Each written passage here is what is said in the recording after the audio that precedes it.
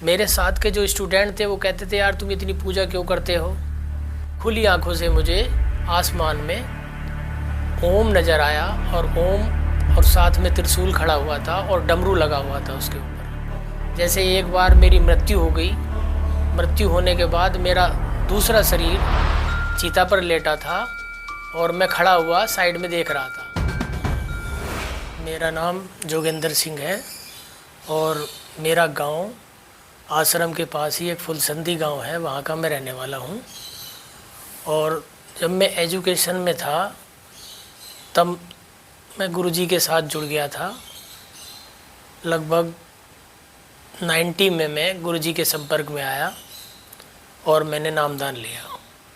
नामदान लिया तब उसके बाद में इंटर पास करने के बाद MDS इंटर कॉलेज नजीबाबाद से मैंने इंटर पास किया, फर्स्ट डिवीज़न आई थी मेरी। उसके बाद मैं मुजफ्फरनगर DAV कॉलेज में एडमिशन लिया BSc में। जब मैंने गुरुदेव का नामदान लिया तब से ही मुझे, जैसे गुरुजी ने मुझे बताया था कि इस तरह आपको नज़र आएगा, तब मुझे धीरे धीरे वही सब चीज़ अनुभूति होने लगी। तो मैं एक तरह से जैसे रिसर्च करते हैं स्टूडेंट, उस तरह से मैं और तेज़ी से लगा और मैं ज़्यादा पूजा करने लगा। 5 टाइम की पूजा लगातार मैं करता था, विधिवत करता था। मेरे साथ के जो स्टूडेंट थे वो कहते थे यार तुम इतनी पूजा क्यों करते हो। मैंने कहा कोई बात नहीं, आप पढ़ाई करो। मैं भी पढ़ाई करता था, लेकिन मेरे मार्क्स हमेशा उन लोगों से ज़्यादा ही आते थे। और जब मैं एक बार, मुझे ऐसी अनुभूति हुई कि मैं यहाँ फुलसंदे में कैश के लिए आया था, पेमेंट के लिए आया था पर्ची के, तो खुली आंखों से मुझे आसमान में ओम नज़र आया और ओम और साथ में त्रिशूल खड़ा हुआ था और डमरू लगा हुआ था उसके ऊपर। वो थोड़ी देर के लिए मुझे अनुभव हुआ, उसके बाद वो विलुप्त हो गया। उसके बाद बहुत सारी चीज़ें मुझे अनुभूति में हुई। जैसे एक बार मेरी मृत्यु हो गई, मृत्यु होने के बाद मेरा दूसरा शरीर चीता पर लेटा था और मैं खड़ा हुआ साइड में देख रहा था। ज़बरदस्ती मुझे जलाने की कोशिश की, फिर मेरे ताऊजी के लड़के ने मुझे कहा नहीं तुम मेरे साथ चलो, इनसे तुम्हारा आज के बाद कोई मतलब नहीं है, जो भी ज़मीन जायदाद होगी मैं आपको दूंगा। उसके बाद मैं जाकर बैठक पर बैठा तो मुझे दिव्य दर्शन हुए। शेरों वाली माँ आई, भोलेनाथ जी आए और सब देवता आकर मेरे पास सांत्वना देने लगे और चले गए। फिर शेरों वाली माँ ने पूछा तुम दुखी क्यों हो, तो मैंने कहा कि मेरी माता से जाके पूछो। तो वो अंदर घर चली गई और मुझे नहीं पता माता से क्या बात हुई उनकी। फिर वो उत्तर और पूरब की तरफ उठकर चली गई। तब हमारे मकान में एक दरार आई उनके उठने की वजह से, तो वो दरार उसके बाद भी सबने देखी। बात वर्णन किया उसका, गांव में बताया सबको कि ये माता जी शेरों वाली यहाँ पे आई थी और ये दीवार इसमें से खिल गई? नहीं, मैंने अपने घर वालों से ही जिक्र किया और गांव वालों से किसी से नहीं बताया। तो उन्होंने यकीन किया उस बात का?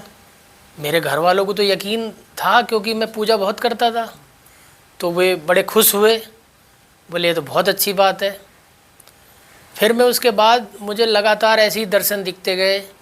मुझे खुली आंखों कलर्ड लाइट चमकती थी जैसे प्रिज्म में चमकती है, और मेरे कानों में गुंजार आती थी। जैसे आराधना का समय होता है तो मेरे कानों में गुंजार आती थी और जो संसारिक आवाज़ थी वो ख़त्म होने के बाद केवल गुंजार ही नज़र आती थी।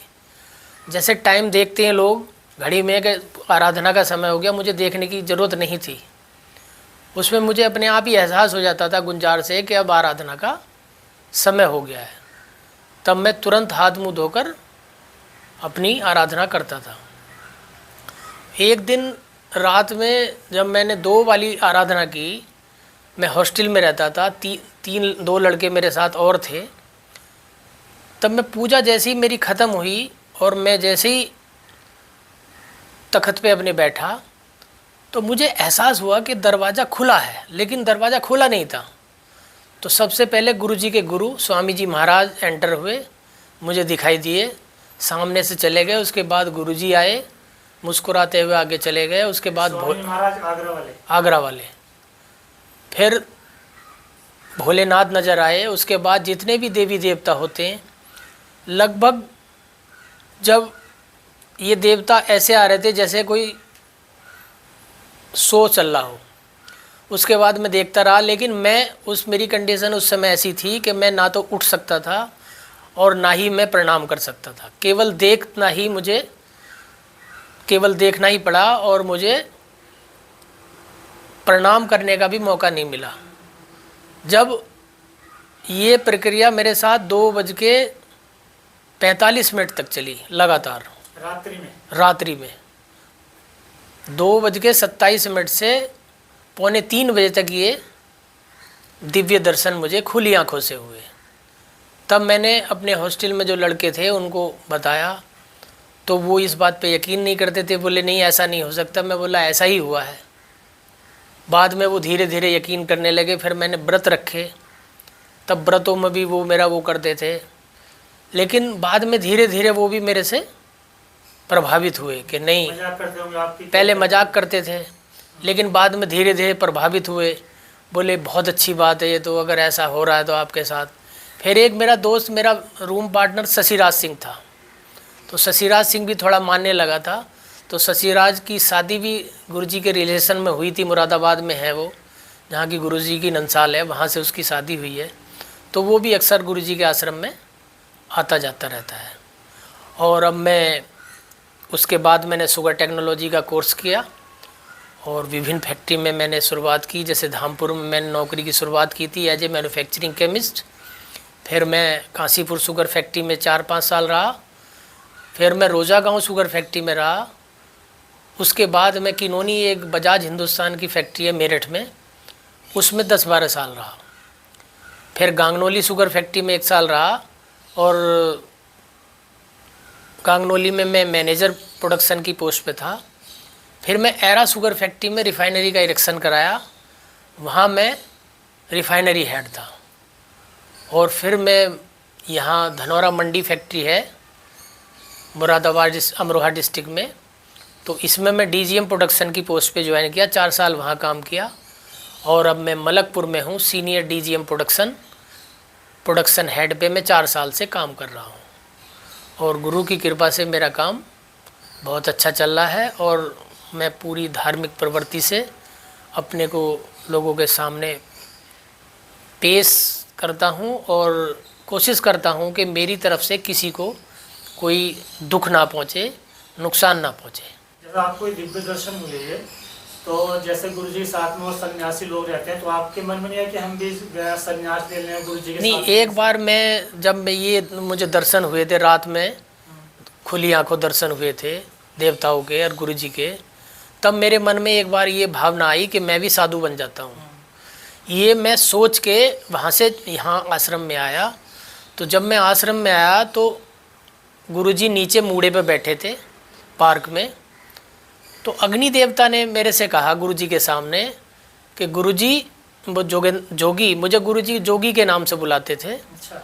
कि जोगी, अग्नि देवता ने कहा जोगी तुम भी आश्रम में आके यहीं रहने लगो।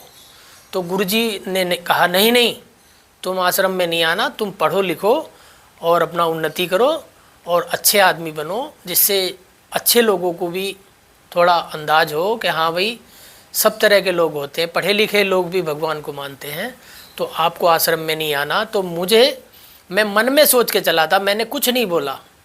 अग्नि देवता ने कहा और मुझे अपने सवाल का उत्तर गुरुजी के द्वारा मिल गया। फिर शादी आपकी बाद में हुई? शादी फिर जब मेरी नौकरी लग गई, 97 में मेरी जॉब लग गई थी, उसके बाद 99 में मेरी शादी हुई। उसके बाद मैं गुरुजी से जुड़ा रहा। तो जब मैं काशीपुर में गया तो गुरुजी से मैंने इच्छा प्रकट की कि गुरुजी मैं सत्संग कराना चाहता हूँ गांव में। तो गुरुजी ने कहा कि तुम सत्संग गांव में कराना चाहते हो, बड़ी अच्छी बात है, लेकिन अब कहाँ रह रहे हो तुम? मैंने कहा गुरुजी मैं काशीपुर में रह रहा हूँ। तो गुरुजी ने कहा तुम काशीपुर में सत्संग कराओ। तो 2002 में मैंने काशीपुर में सत्संग गुरुजी का रखा। तो मैंने कहा तो 1 दिन के लिए था, लेकिन गुरुजी बोले 1 दिन का देख लो, अगर 2 दिन का हो तो ठीक है। मैंने फिर 2 दिन के लिए गुरुजी की बात को सर माथे रखा और 2 दिन का सत्संग मैंने काशीपुर में 2001 में कराया। तब बहुत अच्छा लगा था जो रामलीला ग्राउंड में वो हुआ था। तो जब मैं वहाँ रामलीला ग्राउंड में जो उसके मैनेजर थे ग्राउंड के, तो मैंने उनसे कहा कि भाई पर्ची काट दो मेरी। तो उन्होंने कहा कि भाई क्या करा रहे हो तुम? मैं बोला ऐसे ऐसे गुरुजी का सत्संग कराना है। बोले इतनी कम उम्र में तुम गुरुजी का सत्संग करा रहे हो, इतने धार्मिक हो? बोले। मैं कहा हाँ कोई बात नहीं, तुम्हें कैसा लगता है? मैं बोला मुझे बहुत अच्छा लगता है। तो वो 2100 रुपये की रसीद काटते थे, लेकिन उन्होंने मात्र मेरे से 101 रुपया लिया कि तुम इतने धार्मिक काम कर रहे हो तो इसमें हम भी भागीदार बनना चाहेंगे। बहुत अच्छा लगा, वो लोग भी बहुत अच्छा महसूस किए। और काशीपुर में जो लोग सत्संगी थे सभी लोग आए और बहुत अच्छा लगा। मेरे परिवार के लोग भी वहाँ गए थे, मेरे ससुराल पक्ष के लोग भी वहाँ गए थे, उन्होंने भी देखा। उसके बाद 2003 में मेरे 2 बिटियाँ पैदा हुई। तो हमारी वाइफ को थोड़ा लगा कि बिटिया पैदा हुई है, गुरुजी का सत्संग भी कराया है और देखो गुरुजी ने तो कोई साथ दिया नहीं। मैं बोला ऐसा नहीं होता, गुरुजी सब ध्यान रखते हैं। जब वो बिटिया पैदा होने वाली थी तो मेरी वाइफ को एहसास हुआ, मतलब उनको दिव्य दर्शन हुआ एक तरह से। तो 2 परी पैदा होने से पहले 2 परी मेरी वाइफ के पास आकर बैठी। उनमें से एक परी उड़ के चली गई और एक परी बैठी रही। तो जो दूसरी परी उड़ के जा रही थी तो वो बोल रही थी कि फुलसंदे वाले बाबा की जय हो, फुलसंदे वाले बाबा की जय हो। उसके बाद कोई बात नहीं, वो पैदा हो गई। पैदा होने के 2 घंटे बाद एक लड़की एक्सपायर हो गई। मतलब जो वो परी उड़ती हुई नज़र आई वही परी आसमान में चली गई। तो हमारे पास एक ही रह गई और एक हमारी उससे बड़ी बिटिया है। उसके बाद हमारा ट्रांसफ़र रोजा गांव हो गया 3 महीने के बाद ही। तो हमारी वाइफ को अच्छा नहीं लगा। तो हमारी वाइफ ने कहा देखो तुम कैसे धर्म के रास्ते पे चलते हो और भगवान तुम्हारे साथ ऐसा करता है। मैंने कहा नहीं, कुछ अच्छे के लिए हुआ है। तो हम गुरुजी के पास आए। गुरुजी बोले जोगेंद्र कुछ सुस्त है, दुखी है। मैं बोला हाँ गुरुजी ऐसे ऐसे ट्रांसफ़र हो गया। गुरुजी ने 1 मिनट के लिए सोचा। गुरुजी बोले कोई बात नहीं, तुम्हारे अच्छे के लिए हुआ है। फिर मैं रोजा गांव हंसते हंसते चला गया। 1 ही साल हुआ था तो किनोनी फैक्ट्री में मेरे को ऑफ़र मिला। जब मैं किनोनी फैक्ट्री में आया तो मेरी सैलरी वहाँ से जस्ट डबल हो चुकी थी किनोनी में। आने के बाद मैंने सीज़न चलाया, मैं गुरुजी से नहीं मिला। जब मैं सीज़न ख़त्म करने के बाद गुरुजी से मिला तो गुरुजी मुस्कुराए और सिर्फ इतना ही कहा, पत्नी भी साथ में थी, कि अब ठीक हो। तो मुझे बड़ा अच्छा लगा।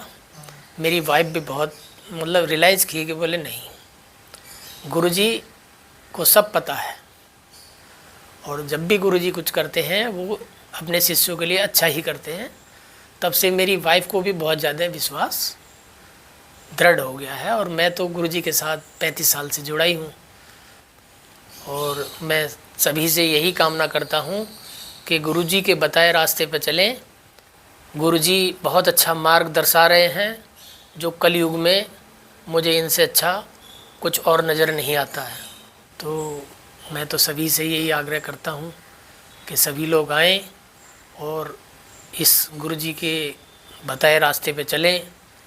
सब दिव्य दर्शन होंगे और आपको बहुत अच्छा महसूस होगा और आगे चल के भगवान के दर्शन आपको ज़रूर होंगे। धन्यवाद।